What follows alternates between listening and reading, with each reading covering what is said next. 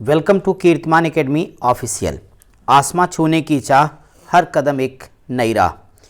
Dear students, आज हम लोग साहब सीरीज के अंतर्गत अपना एक नया टॉपिक मौर्य काल करने जा रहे हैं। आपके इस RO 2023 एग्जाम के लिए बहुत ही महत्वपूर्ण सीरीज है ये। जैसा कि आपको पता है कि हम लोग जब भी अपना PYQ करने आते हैं तो उस चैप्टर की पहली जो समरी है यानी बेसिक और इम्पॉर्टेंट बातें उनको एक बार हम लोग रिकॉल कर लेते हैं, रिवाइज कर लेते हैं, फिर क्वेश्चन आंसर सेशन को शुरू करते हैं ना स्टूडेंट। तो इसमें आइए इन सारे तथ्यों को देखेंगे और आज के सेशन में पूरे फैक्ट जानने के बाद 20 क्वेश्चन पर प्रैक्टिस कराऊंगा। उसके बाद बच्चों आगे के जितने क्वेश्चन होंगे फिर अगली लाइव क्लास में मिलेंगे और एक एक सवाल पर डिस्कस करेंगे। तो आप लोग जल्दी से एक बार वीडियो को लाइक करने के साथ साथ शेयर करिए और हमारे साथ क्वेश्चन आंसर को कमेंट करके लगातार बताते जाइए। तो लास्ट में बताइएगा कि आपके कुल कितने सही हो रहे हैं। चलिए, क्या मेरे साथ रिवीजन के लिए सब लोग तैयार हैं? यदि हाँ है तो एक बार जल्दी से कमेंट करिए, वाई टाइप करिए। और चलिए शुरुआत में मौर्य काल से जुड़े हुए महत्वपूर्ण तथ्यों को देखते हैं। मौर्य काल, आपको पता है कि जो मौर्य काल एक बहुत ही महत्वपूर्ण रहा है। तो मौर्य काल अगर हम देखें भारत के संदर्भ में, प्राचीन भारत में पहला ऐतिहासिक साम्राज्य के तौर पर हम देखेंगे। आपको पता है कि मौर्य वंश की जो स्थापना है वो कौन करेगा? आचार्य चाणक्य या विष्णुगुप्त या कौटिल्य की सहायता से चंद्रगुप्त मौर्य। फिर शासन सत्ता किसके हाथ में आएगी? बिंदुसार। बिंदुसार के बाद कौन आएगा? अशोक आएगा। और भारत का पहला केंद्रीकृत राज्य देखने को मिलता है। चलिए भाई, उसके कुछ महत्वपूर्ण तथ्यों पर निगाह रखते हैं। सबसे पहला तथ्य, अशोक की पत्नियों के बारे में आपको जानकारी दे दें। तो यहाँ पे ध्यान से देखिए, अगर अशोक की पत्नियों की हम बात करें तो एक उसकी पत्नी है जिसका नाम है देवी या महादेवी। ये कौन है? यह विदिशा के श्रेष्ठी यानी व्यापारी की पुत्री थी। तो आप इसका भी खास ख्याल रखिएगा। ठीक है फ्रेंड्स, ओके। दूसरा, एक पद्मावती उसकी पत्नी है। इसका जिक्र कहाँ मिलता है? तो वास्तव में देखा जाए तो कुणाल की माँ महेंद्र और संघमित्रा ये वही हैं जो लंका में बौद्ध धर्म का प्रचार प्रसार करने गए थे। सबसे इंपॉर्टेंट बच्चों, उसकी पत्नी का नाम है कारुवाकी। कारुवाकी कौन थी? यह तीवर की माँ थी। तो उसके अभिलेखों में उसकी एकमात्र पत्नी जिसका जिक्र आया है उसका नाम कारुवाकी है और उसके एकमात्र पुत्र जिसका उल्लेख अभिलेखों में है उसका नाम तीवर है। उसकी एक और पत्नी का नाम है तिव्यरक्षिता। यह बौद्ध मतावलंबी नहीं है। इसकी एक और पत्नी का नाम मिलता है जिसका नाम है असंधिमित्रा। ये उसकी प्रधान महसी यानी पटरानी हुआ करती थी जिसकी मृत्यु अशोक के समय में ही हो गई थी। आइए अब देखेंगे अशोक के नाम और उपाधियां। अशोक को अशोकवर्धन नाम से संबोधित किया गया। कहाँ पर? तो ये है विष्णु पुराण। उसको बुद्ध शाक्य कहा गया। किस पे? मास्की अभिलेख में। मगधाधिराज भाब्रू लेख में। महाराजकुमार के नाम से संबोधित किया गया पनगुड़रिया अभिलेख में। वहीं पे प्रियदर्शी राजा एक महत्वपूर्ण उपाधि है और प्रियदर्शी की उपाधि मौर्य काल में एक दशरथ है वो भी ग्रहण करेगा, बराबर गुहा लेख में। अगले फैक्ट पर ध्यान देते हुए, अशोक वेरी वेरी इंपॉर्टेंट है बच्चों, इसको अच्छे से सभी लोग तैयार कर लो।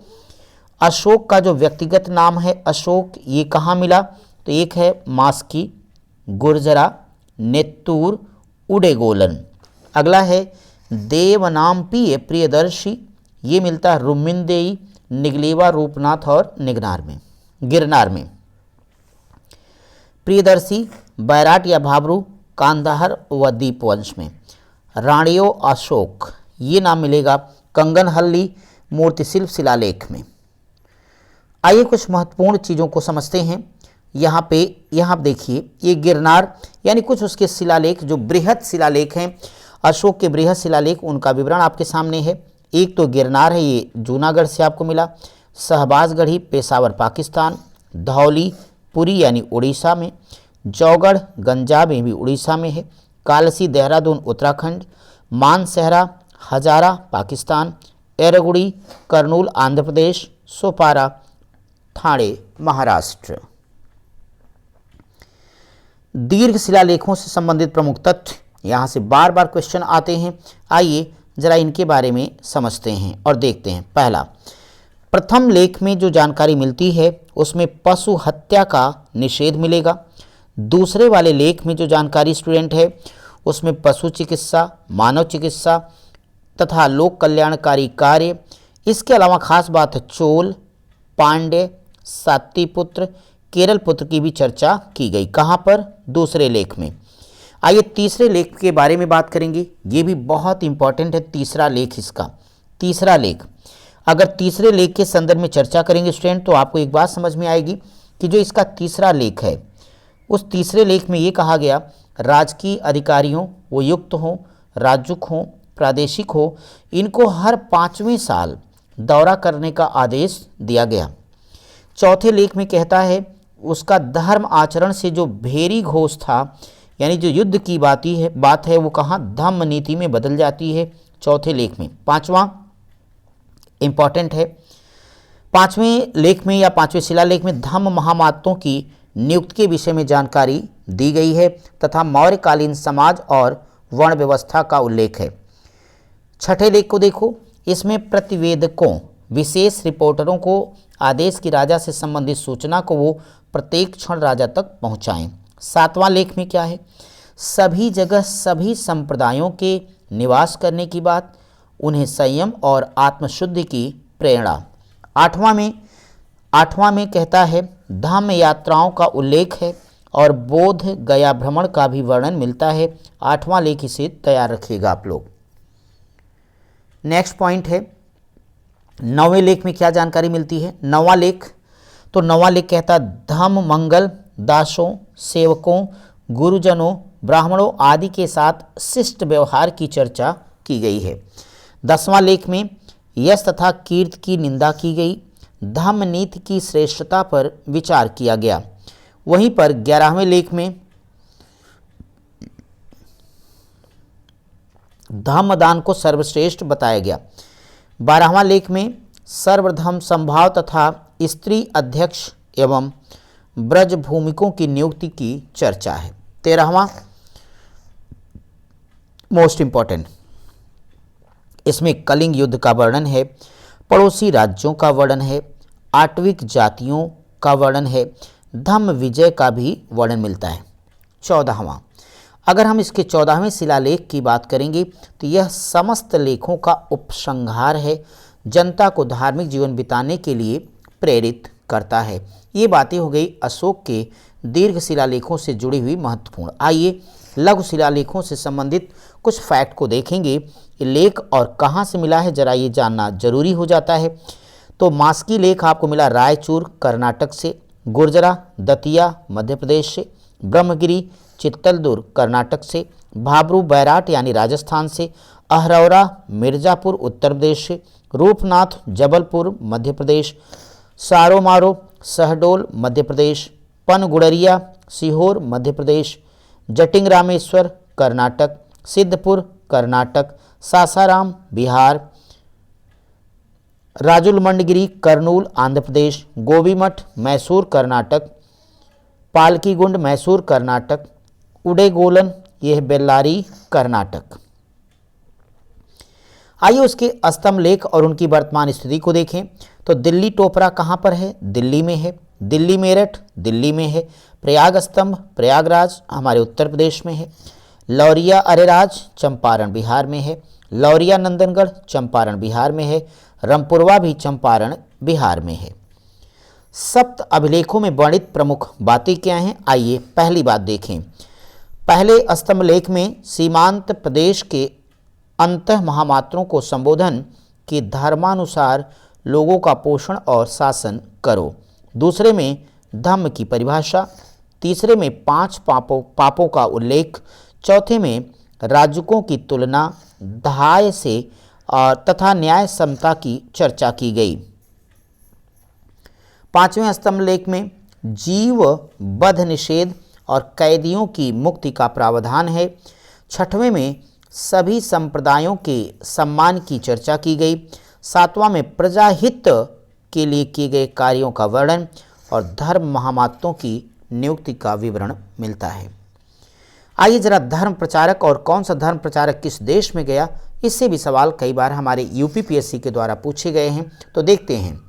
महारक्षित यवन देश, महाधर्म रक्षित महाराष्ट्र, रक्षित वनवासी उत्तरी कन्नड़, मझंतिक कश्मीर तथा गंधार, मध्यम ये हिमालय देश में गए, महादेव ये है महिष मंडल जो कि मैसूर में है, सोन तथा उत्तर सुवर्णभूमि, महेंद्र तथा संघमित्रा लंका, धर्म रक्षित अपरांतक।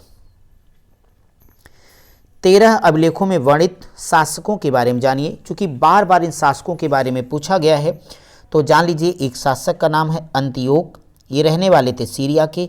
इनकी पहचान की गई है एंटियोकस द्वितीय के नाम से। अगला है शासक जो अशोक के शिलालेख में आया, 13वें शिलालेख में, तुर्मय या तुलमाय कहीं कहीं मिलेगा, ये मिस्र का है और इसकी जो पहचान की गई है टालमी फिलाडेल्फस द्वितीय, टॉलमी फिलाडेल्फस द्वितीय। अगला शासक है अंतिकिन या अंतेकिन, मेसिडोनिया या मकदूनिया का, इसे एंटिगोनस या गोनाट्स के नाम से जाना जाएगा। अगला है मग या मक्का, एपीरस यानी सीरिया का, इसकी पहचान मगस नाम से की गई। नेक्स्ट है अलेक्सुंदर, ये सीरीन का है, इसकी पहचान अलेक्जेंडर के नाम से की गई। आइए जरा मौर्यों के पतन के संदर्भ में कुछ प्रमुख बातों को जानें कि किस विद्वान ने, किस इतिहासकार ने इस संदर्भ में क्या विचार व्यक्त किया है। मौर्यों के पतन के बारे में बच्चों अगर हम बात करें, उससे पहले बता दें कि मौर्यों के समय में बहुत कुछ हुआ है। उनमें आपको पता है एक प्रमुख कार्यों में अशोक के समय में तीसरी बौद्ध संगीति का भी आयोजन किया गया। ये सारी चीज़ें हम अपनी संगम बैच में बड़ी ही डिटेल में पढ़ेंगे। फिलहाल हम पीवाईक्यू की तरफ बढ़ना चाह रहे हैं, इस नाते जल्दी से इस पर चर्चा करके पहले सवाल का आपको भी इंतजार है तो हमें भी है, और जल्दी बता दीजिए कि आप सारी चीज़ें अच्छे से रिकॉल कर पा रहे हैं। हाँ है तो ज़रा लगातार कमेंट करते रहिए बच्चों। आइए देखते हैं मौर्यों के पतन के लिए किस विद्वान ने क्या कहा। ये ब्राह्मण विरोधी नीति का परिणाम था, ऐसा मानना है पंडित हरप्रसाद शास्त्री का। वहीं पे अशोक की अहिंसावादी नीतियों को पतन के लिए जिम्मेदार ठहराने वाले विद्वान हैं हेमचंद्र राय चौधरी, आरजी एवं शांतिवादी नीति भंडाकर। प्रांतीय अमात्यों को कौन कहता है? निहार रंजन रे ने बताया कि उनका जो दमनकारी शासन था इस नाते ऐसा हुआ। वित्तीय दुर्बलता तथा प्रशासन को मानने वाले डीडी कौशाम्बी हैं। इनका मानना था कि अति केंद्रीकृत शासन भी जिम्मेदार रहा। स्वरूप एवं राष्ट्र संकल्पना का अभाव, ऐसा मानना है रोमिला थापर का। वहीं पे पश्चिमोत्तर सीमा प्रांत की उपेक्षा, इस बात को कहने वाले हैं आर.एस. शर्मा। अब आइए जरा जो कौटिल्य का अर्थशास्त्र में है उसमें सप्तांग सिद्धांत की चर्चा की गई है। उसमें किसको क्या कहा गया ये जानो। राजा की तुलना सिर से की गई, अमात्य की आँख से, जनपद को जंघा कहा गया, दुर्ग को बाह, कोश को मुख, सेना को मस्तिष्क और मित्र को कान। आइए जरा कुछ महत्वपूर्ण विभागों के बारे में चर्चा करें जो कि मौर्य काल से संबंधित हैं। तो पुरोहित या मंत्री या प्रमुख धर्माधिकारी तथा प्रधानमंत्री होता था। प्रशासता, याद रखना, राजकीय आज्ञाओं को लिखने वाला अधिकारी। सेनापति, युद्ध विभाग का मंत्री। युवराज, राजा का उत्तराधिकारी। लेकिन समाहर्ता इंपॉर्टेंट है, ये है राजस्व विभाग का प्रधान अधिकारी। संनिधाता को भी तैयार रखना, ये राजकीय कोषाध्यक्ष हुआ करता था। प्रदेष्टा को भी ध्यान रखना है। प्रदेष्टा फौजदारी न्यायालय का न्यायाधीश यानी कमिश्नर। नायक सेना का संचालन अथवा नगर रक्षा। कर्मांतिक उद्योगों और कारखानों का प्रधान। दंडपाल सेना की सामग्री जुटाने वाला प्रमुख अधिकारी। व्यवहारिक को तैयार रखना, ये है दीवानी न्यायालय का प्रमुख न्यायाधीश। नागरिक नगर का प्रमुख अधिकारी या नगर का कोतवाल। दुर्गपाल राजकीय दुर्गों का अध्यक्ष और अंतपाल सीमावर्ती दुर्गों का रक्षक है। दवारिक राजमहलों की देखरेख करने वाला प्रधान। अंतर्वैशिक सम्राट की अंगरक्षक सेना का प्रधान अधिकारी। मंत्री परिषदाध्यक्ष मंत्री परिषद का अध्यक्ष। आटविक वन विभाग का प्रधान अधिकारी। आइए मौर्य प्रशासन के कुछ प्रमुख अध्यक्षों के बारे में जानते हैं जहां से बार बार सवाल उठे हैं। सीताध्यक्ष, ये है कृषि विभाग का अध्यक्ष। पणियाध्यक्ष व्यापार तथा वाणिज्य का अध्यक्ष। पौतवाध्यक्ष मापतौल का है। सूनाध्यक्ष बूचड़ खाने का। सुराध्यक्ष शराब तथा मदिरा का। अगला है कुप्याध्यक्ष वन संपदा का। सूत्राध्यक्ष कताई बुनाई विभाग का। लोहाध्यक्ष धातु विभाग का। लक्षणाध्यक्ष वेरी वेरी इंपॉर्टेंट टकसाल का अध्यक्ष, मुद्राध्यक्ष मोस्ट इंपॉर्टेंट, पासपोर्ट विभाग का अध्यक्ष है, नवाध्यक्ष जहाज रानी विभाग का अध्यक्ष, विविताध्यक्ष चारागाह का अध्यक्ष है, आकाराध्यक्ष खान विभाग का अध्यक्ष है, पत्तनाध्यक्ष बंदरगाहों का, और शुल्काध्यक्ष भी इंपॉर्टेंट है, ये है चुंगी तथा शुल्क विभाग का अध्यक्ष। आगे है देवताध्यक्ष, धार्मिक संस्थान का अध्यक्ष, गणिकाध्यक्ष वेश्याओं का निरीक्षक, संस्थाध्यक्ष इंपॉर्टेंट है, व्यापारिक मार्गों का अध्यक्ष, गोवाध्यक्ष पशुधन विभाग का अध्यक्ष, कोषागाराध्यक्ष कोषागार का अध्यक्ष, आयुधगाराध्यक्ष आयुधगार का अध्यक्ष, मानाध्यक्ष दूरी और समय से संबंधित साधनों को नियंत्रित करने वाला अध्यक्ष, अश्वपटलाध्यक्ष महालेखाकार विभाग का अध्यक्ष, हस्त्याध्यक्ष हाथियों का अध्यक्ष, अश्वाध्यक्ष घोड़ों का, सुवर्णाध्यक्ष सोने का अध्यक्ष। अशोक के अभिलेखों में उल्लिखित प्रमुख अधिकारियों के बारे में एक बार देखें। धम्म महामात्र, इसका प्रमुख काम जनता के बीच में धम्म का प्रचार प्रसार करना था। इसकी नियुक्ति अशोक के राज्याभिषेक के 14वें साल में की गई है और इसकी जानकारी अभी हमने पीछे पढ़ा है, उसके 5वें शिलालेख में मिलती है। प्रादेशिक का प्रमुख, ये प्रदेश का प्रमुख अधिकारी है जो प्रांतीय शासक के अधीनस्थ पदाधिकारी के रूप में काम करता है। राज्य की बात करें तो जनपद का प्रमुख अधिकारी है। अशोक के राज्याभिषेक के 26वें साल में इसको न्यायिक अधिकार भी दे दिया गया था। वहीं पे युक्त, संभवतः यह रज्जुक के अधीन राजस्व अधिकारी रहा। प्रादेशिक, रज्जुक और युक्त का उल्लेख 3रे शिलालेख में आता है। प्रतिवेदक, जनता की बात राजा तक पहुंचाने वाला अधिकारी, इसका उल्लेख 6वें शिलालेख में देखने को मिलता है। ब्रजभूमिक, इसका उल्लेख 12वें शिलालेख में मिला है। प्रमुख कार्य पशुओं की देखभाल। अंत महामात्य, इसका भी उल्लेख 12वें शिलालेख में है। इसकी नियुक्ति सीमावर्ती प्रदेशों में असभ्य जातियों के बीच धर्म प्रचार के लिए की जाती थी। इतिज्ञाख्या, इसका उल्लेख भी 12वें शिलालेख में है।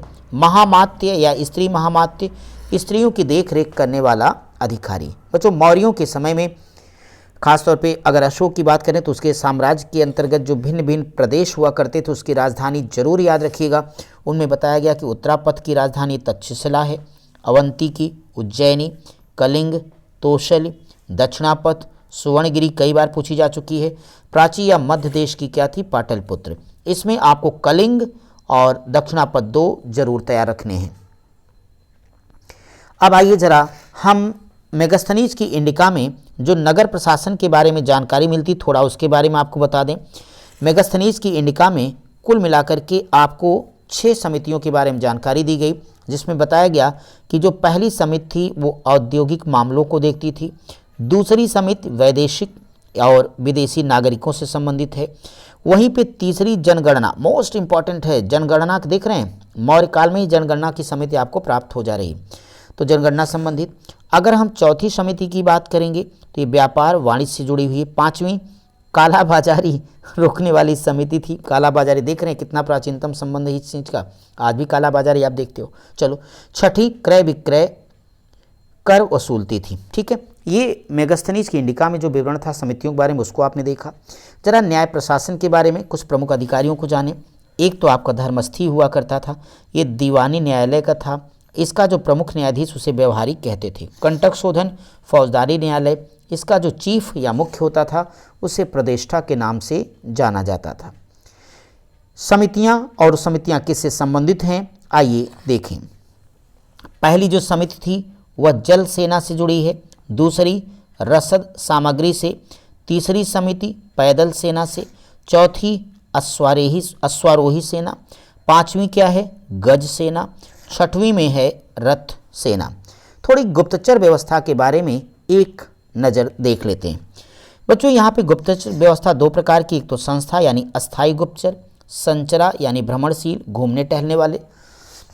इनमें जो संस्था या अस्थायी गुप्तचर हैं इनके नाम थे कापाटिक, वैदेहक, उदासित, तापस, गृहपतिक। वहीं पे भ्रमणशील में सती, तीक्ष्ण, रसद, परिव्राजिका। करों के प्रकार के बारे में देखें। इनमें आपको विष्ट यानी बेगार, बहुत इंपॉर्टेंट, बार बार पूछा गया कि विष्टि क्या है, बेगार है। बेगार का मतलब है काम कराना फिर भी पैसे ना देना। प्रणय, प्रणय बहुत इंपॉर्टेंट है, कई बार पूछा गया। ये है आपातकालीन कर, तो इन दोनों को आप मोस्ट इंपॉर्टेंट करके देखिए। तरदेय, पुल पार करने पर लगने वाला टैक्स। हिरण्य, नकद कर। वर्तनी, सड़क पर। और परहीनक, चराई कर। पिंड कर, सामूहिक कर। प्रवेश, ये भी इंपॉर्टेंट है, ये आयात कर है। निष्क्राम्य, निर्यात कर है। सेतु, अगला सेतु है, बहुत इंपॉर्टेंट, सेतु को तैयार रखिएगा। सेतु फल, फूल, सब्जियों आदि पर लगने वाला कर है। दुर्ग, नगरों से प्राप्त आमदनी है। उदयक भाग, अब इसे भी ध्यान रखना, सिंचाई कर है। चोर रज्जु, चौकीदारी कर है। अब जरा आइए, इतने महत्वपूर्ण तथ्यों पर हमने चर्चा की। क्या आप सब लोग पहला सवाल पढ़ने के लिए बिल्कुल उत्साहित हैं? यदि हाँ है तो जल्दी से एक बार वाई टाइप करिए। डेज स्टूडेंट, सारी की सारी मेहनत आप सभी बच्चों के लिए इसीलिए है क्योंकि आपका जो मिशन सचिवालय है वहाँ का आपका सपना जरूर साकार हो, इसीलिए हम लोग इतना मन से लगे हुए हैं। आइए अब देखेंगे पहला सवाल। पहला प्रश्न है, प्रथम भारतीय साम्राज्य स्थापित किया गया था। आपके सामने ऑप्शन है कनिष्क द्वारा, हर्ष द्वारा, चंद्रगुप्त मौर्य द्वारा, समुद्रगुप्त के द्वारा। तो बिना किसी संकोच के हम लोग आंसर करेंगे सी, यानी चंद्रगुप्त मौर्य के द्वारा। अगर हम बात करेंगे चंद्रगुप्त मौर्य की, तो भारत के महान शासकों में इसकी गणना हम करेंगे और साथ ही साथ भारत का ये प्रथम ऐतिहासिक शासक भी है। आपको पता है मौर्य वंश की स्थापना चंद्रगुप्त ने की, किसके? आचार्य कौटिल्य या चाणक्य की सहायता से। और नंद वंश के अंतिम शासक घनानंद को पराजित करने के बाद उसने स्थापना की थी मौर्य वंश की। आइए अगले क्वेश्चन की तरफ बढ़ें।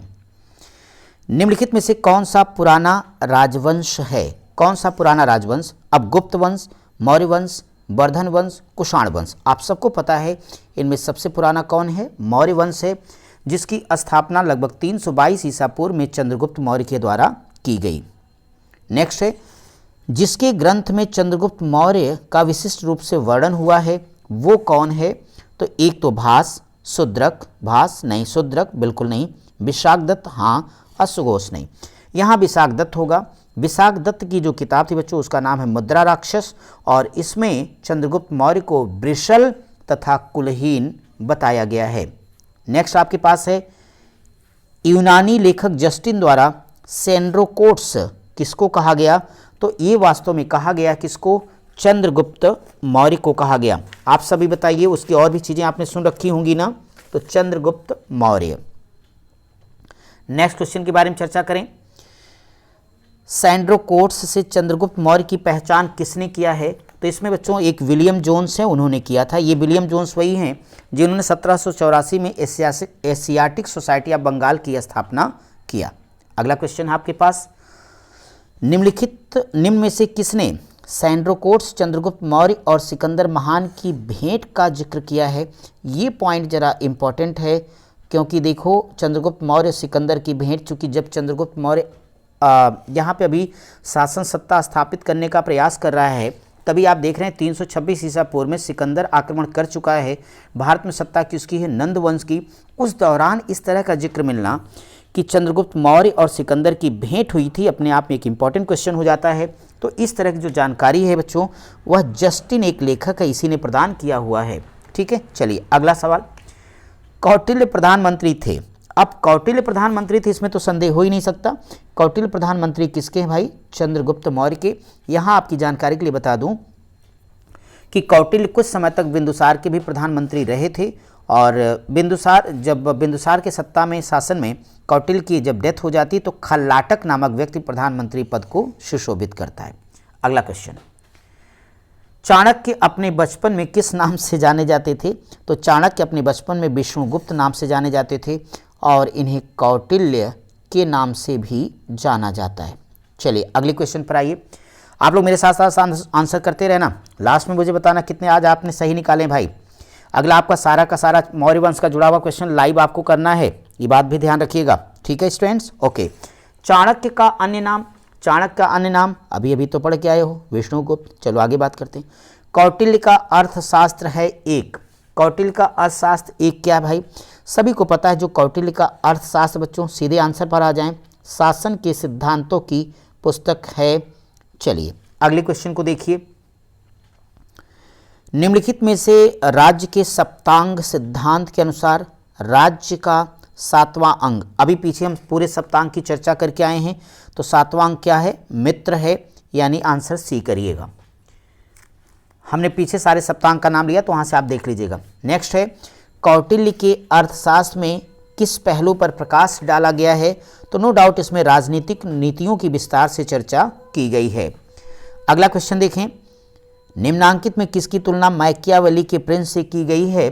तो निश्चित तौर पे बच्चों यहाँ पे है कौटिल्य का अर्थशास्त्र आंसर हो जाएगा। चलिए भाई अगले क्वेश्चन पर आइए, किसके शासनकाल में डीमेकस या डाइमेकस भारत आया था? तो यहाँ पे निसंदेह आंसर करना है बिंदुसार। अगला, पाटलिपुत्र में स्थित चंद्रगुप्त का महल मुख्यतः किस चीज का बना था? तो ये बना हुआ था लकड़ी